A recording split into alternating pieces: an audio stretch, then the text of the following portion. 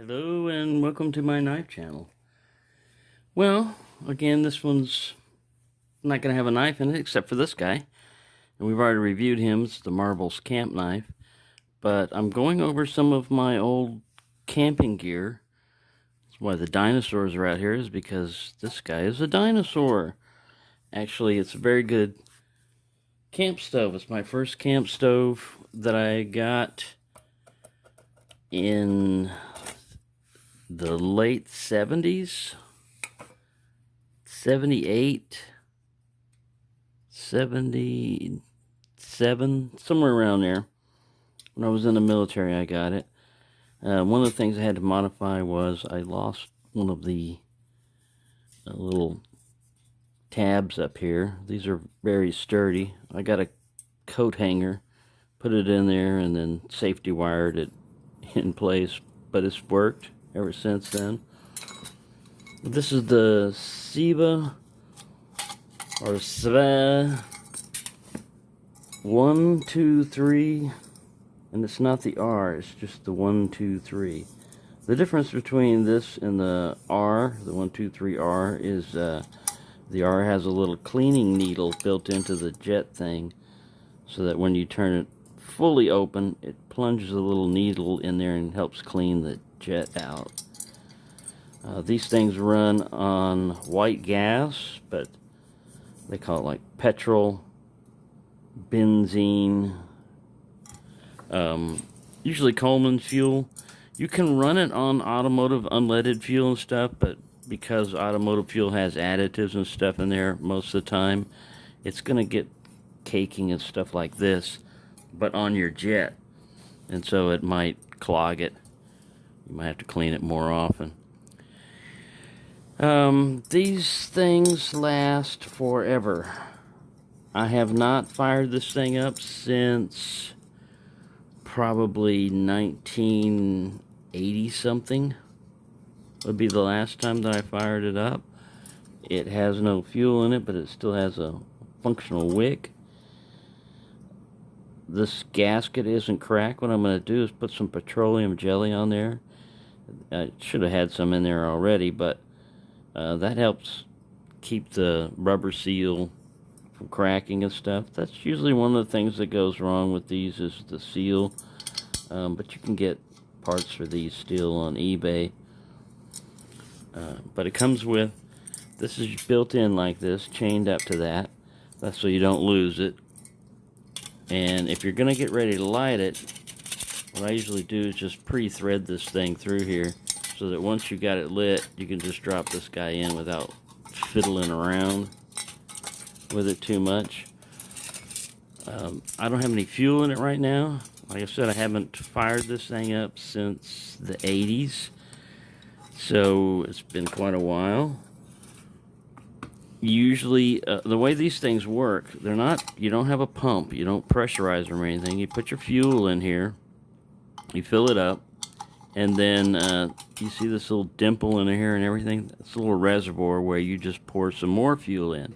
You can either use this fuel, or because a lot of times it leaves soot and messes this up or gets it a little bit dirty, some people use rubbing alcohol to prime it up. You can also just use a Bic lighter and sit there and hold it on there for like 10-20 seconds or whatever and get it enough. What you're doing is you're heating up this upper area, and the difference in pressure is going to cause a vapor. It runs through this little jet needle here. This is what you regulate it with. And the trick with these things are, they're kind of tricky to get them lit, because if you do it right, the way I found out about this was I read Colin Fletcher's The Complete Walker. I think I had a version 1 or 2, but now I've got the book that I bought later on. This is The Complete Walker 3. But he's all about backpacking, and he used one of these stoves, and he said basically if you put enough fuel in there and you light it and you time it just right, you've got the valve shut off when you light it, and you're letting this fuel burn off. If you time it just right, you can turn your valve on just as this fire is going out and light that. But you don't always get that perfect effect. If that doesn't happen, then you just basically, The thing is pressurized by then, usually, and you just light it. You just turn the valve and just light it up here, and it'll start sputtering at first. I'm going to light it here in a little bit. I just first wanted to show you the basic stove itself and the condition that I left it in. I didn't clean out the reservoir and everything, and I haven't shined it up. This is patina from over the years of just sitting there, because this was my first stove, and I went to a Coleman Peak 1 stove after this and used that a lot. But for right now, we're just looking at this one. These things, when I got it, I believe I paid like $25 or $30 for it. Now they go for a lot more. There are Chinese knockoffs and stuff like this, but this one, I think it says made in Sweden. Yes, made in Sweden. So, yeah. You've got these little tabs right here that this thing lines up with, and then you turn them and it clicks in place. I'll leave this little key out because later on we're going to do it. You have a little aluminum handle, and this cup is a little bit small. I've seen other people take the $5 little 20-ounce stainless steel cup that you can get at Walmart that folds over, and they just set it over the top of this. It's bigger than that, so it fits over, but it basically kind of fits it in it. I'd probably replace this with that when I get one of those. But the other thing you need to know about these is, this doesn't, it just sits in place like this through gravity, and you will find out that if you put hot coffee in here and you go, yes, finally I can enjoy my coffee, you're going to burn the crap out of your lip. Because, this conducts the heat right there. They make some silicone things called hot lips and stuff like that you can just attach to the side of the cup and it lets you drink. But back in the day, they didn't have those. You can store it like this with this cap over out here. And I had an REI bag from way back, stuff sack, that I kept it in. Or there's a little slot in here where you can, a couple of slots where you can just slide most people store this in here. And also with these little wings right here, if you got a small cup, you can have it in here to stabilize it. But if you got like a frying pan or a skillet, you bring them out like this, and it offers more stability to the pan.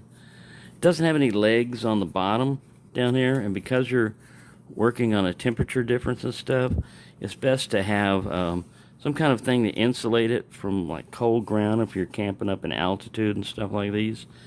They will work in pretty much any altitude, any environment. They're just a little trickier to light when it's cold. So that's the overview of this. And next we're going to have the lighting. I just need to clean off a space in the fireplace because I was going to do it in the kitchen, but I remember sometimes these things flare up pretty good. And the kitchen is not, even on the stove, it's not designed for like a bonfire or anything. But a fireplace is set up for more of that. So there we go. This is like the first part of it. I was going to do the rest of the video last night, and I realized that it's been 40 years since I used this stove. There was no fuel in it, and the only other fuel that I had was also 40 years old. So I went back to Walmart this morning and got a couple of other things that come in handy when you're filling this. Is a funnel, little funnel, comes in very handy, especially if you're filling from a 1 gallon Coleman white gas fuel. You can use unleaded automotive fuel, but it tends to gum up the action on the thing after a while, but you can use it if you had to. I just got some Coleman fuel. So, like I said before, there's really only one working part on that, and this is the needle valve that runs this. This is just the cap. This is the only other thing that could go wrong with it, basically. Yeah, it can be abused. You can snap things off and stuff, but once I filled it up, went like this just to check, just to make sure that there's no leaking. This is a pressure valve here too, so that if this tank gets too hot and overpressurizes, this valve will release. But the problem is you're going to release all that vapor, you know, and there's a flame usually going if it's hot, so you have a danger of a fireball going off. So you basically, that doesn't happen unless you're wrapping this thing around with a lot of windscreen insulation and wind up getting the thing too hot. If you leave it the way it is, it'll work fine. Anyways, I'm going to light it up. After 40 years, I'm going to change the camera around, but yes, this is my made in Sweden. The 123Rs had a little, they're a reproduction. Optimus bought out Svea in 1969, and after that, a lot of them started, the models that they made, the 123R, started being made in Taiwan, and it incorporates something that this one doesn't have, is that on the 123R, when you turn it all the way counterclockwise, there's a little needle that would go up and clean out the hole for the jet there. The only problem with that is it's on like a little gear mechanism, and that thing usually is what goes wrong with the 123Rs, is something with that needle or something with that mechanism. This one doesn't have that, and I've never had to clean the thing. And this, like I said, I've used this, last time I used this was around 1980. So we're going to see how it does. I'm going to have to put this camera on a stand. I also went and got, besides this cook set that I got this little pot. The little $5 pot for it. That makes it a complete cook set. It really helps it out a lot. Makes it more versatile. It's only $5 at Walmart. This was only like about $1. And I got some of these little, this was 88 cents. Little plastic set. And this is a straw. So what we're going to do is I'm going to take some fuel out of the cylinder here. And you've got this little, I'm trying to do this through the lens. You've got this little indentation here. And you basically put some fuel in there. And this is how you prime the system. You basically set your stove on fire. You just got to make sure that you remember to close the cap all the way before you do this. Some people would pour it all over this and set it on fire. I wouldn't recommend that. That's not a good way to do it. Just put it in there. Other people use fire paste, ribbon types of stuff. If you're up in high altitude, it can be hard to prime this thing, so some people put a little wick around there, a little rope. But this should be good enough. Let me get the camera up on a stand over here. Let me pause this. One other thing I forgot to mention, you want to make sure that the cap is on completely tight and the valve is completely closed. You just want to burn the fuel that you got there. I probably don't have enough fuel there to light this, but we'll see. We'll go old school ferro rod.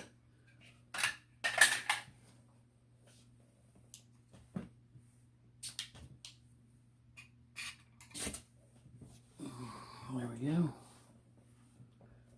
Now, if you time this right, you can get this hot enough. You usually wait until, let's make sure that doesn't get too carried away. That's why you want to make sure the fuel cap is on extra tight. So make sure we ain't got any, that's just residue from me spilling around there. All right, now, uh-oh, see that?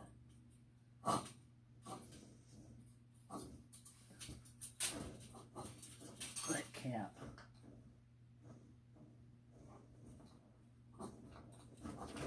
Ouch. It's already trying to start itself.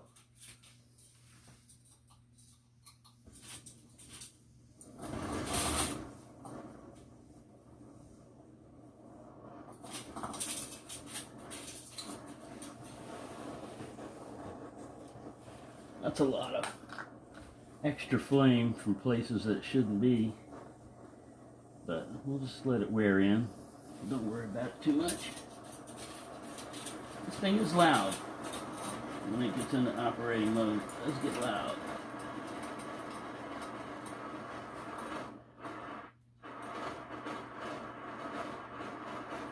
It's pressurized. I'm going to get some water. I'll put it in this cup. Pause this thing. I'll let it go. You can listen to it while I go get some water.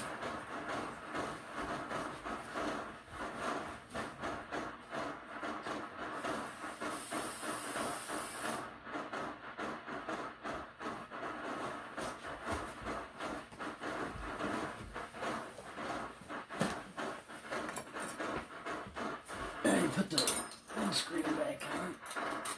Try not to burn yourself.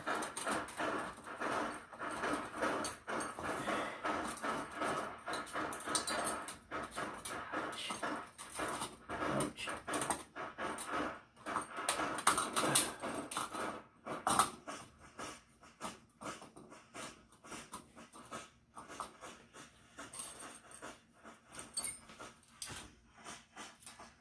Line these pins up.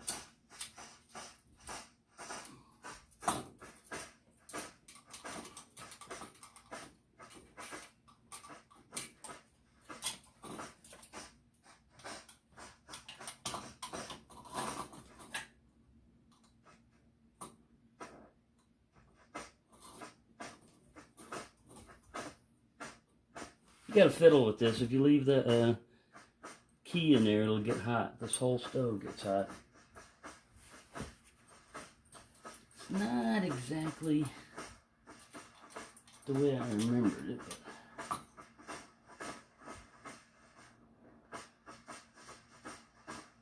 my jet may be clogged down there because I should be getting even amount of flames on both sides.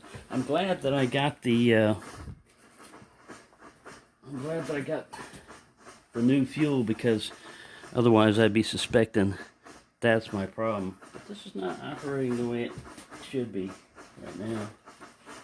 I'm just trying to figure out what's going on with it.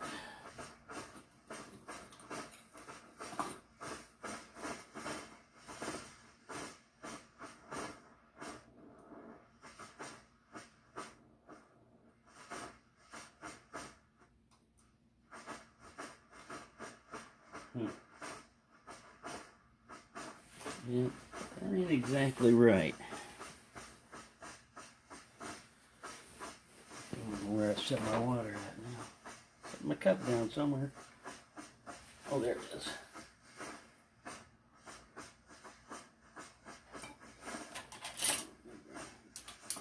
Move this little kit guy in here. That guy in there.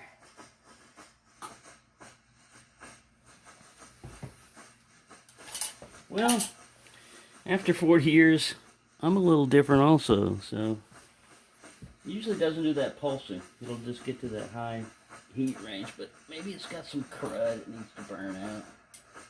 It's still going to heat up the stove. The advantage to these, the reason why you use these is because, let me open up the door here, we're getting a smell. A lot of places don't allow you to have a campfire. And then if it's heavily camped, there's all the wood is used up. You know, it starts getting used up. So camp stoves are good because sometimes you just want to make a cup of coffee or something like that. But you can do skillet cooking and everything else with these.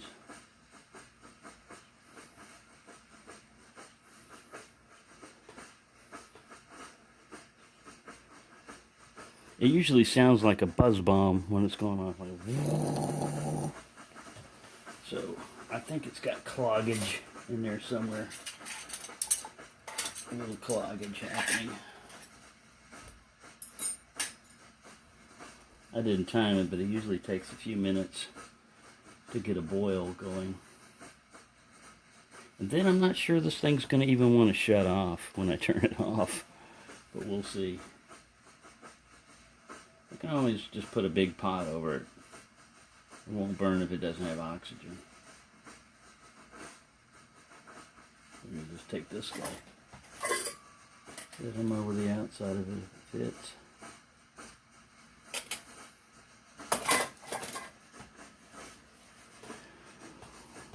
We'll get to that bridge. We'll come to it.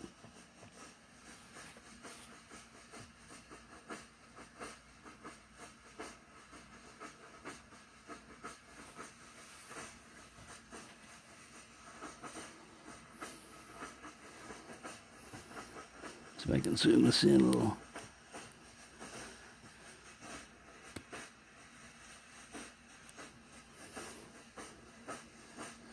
But yeah, they're pretty good. Uh-oh, I left that key in there.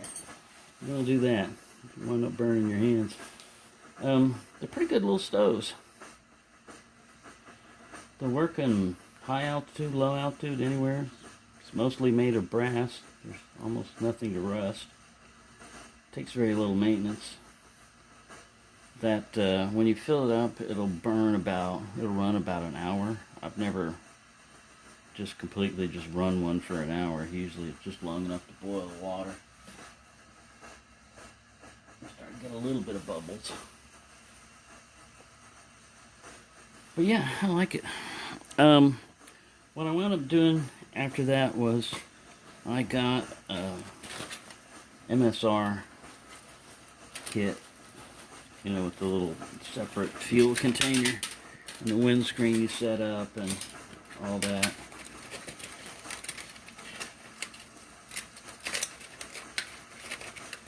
And before that I had a Coleman Peak 1 stove. I'll go over those later. But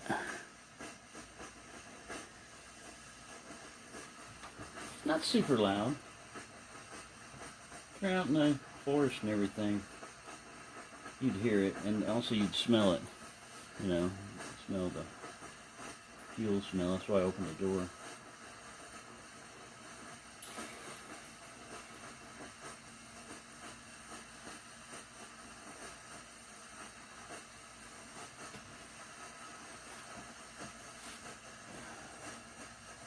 Yeah, it's getting ready to boil. There's bubbles coming up. Let me get another thing that I normally use. Comes in handy.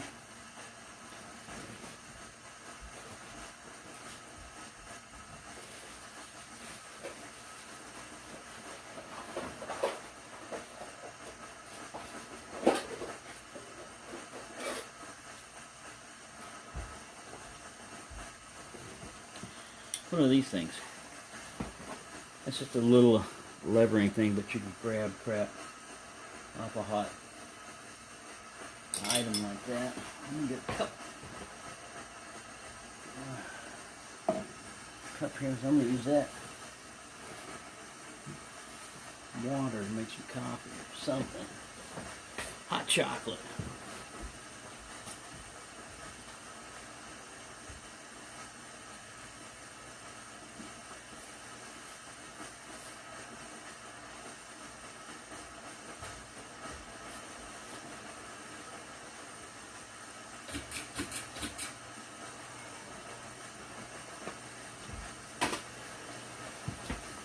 Yeah, it does smell like kerosene in the whole apartment. You don't want to really do this inside your apartment if you got a choice. Now it's going the way it should be doing. Let me pull this up.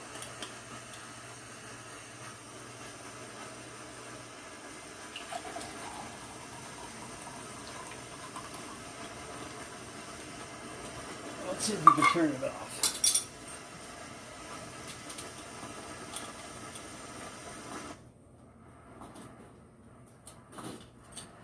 Now there's a little ball of flame up there.